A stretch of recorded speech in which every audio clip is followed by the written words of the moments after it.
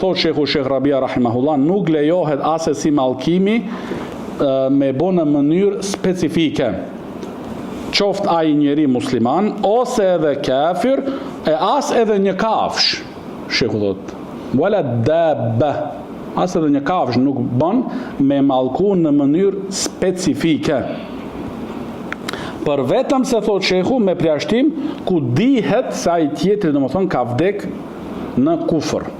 Si puna domethënë e Abu Lahab, si puna e Firauni, Abu Jahlit e kështu me radh, se thot Shekhu Shekh Rabia rahimahullah kur e ka përmend Abdullah ibn Abbas radhiyallahu anhuma Abu Lahabin, ka thënë la'anahullah.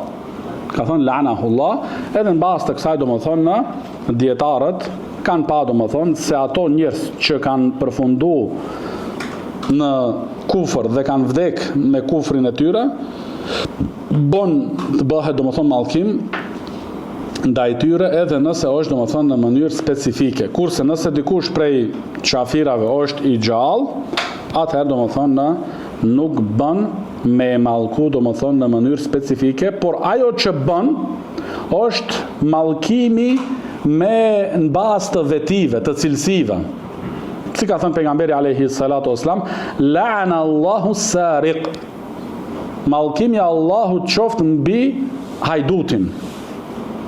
Do thonë ose mi mallku, domethënë i ka mallkuar ata që bëjnë tetovazhe e kështu me radh. Por jo domethënë në mënyrë specifike, filani fisteku. Por domethënë në mënyrë specifike jo, por në mënyrë të përgjithshëm, dhe thot Sheikhu bi'idhnillahi ta'ala, kështu edhe ata që kanë rënë në këto mëkate, shpresojmë domethënë që të përfitojnë dhe të kthehen.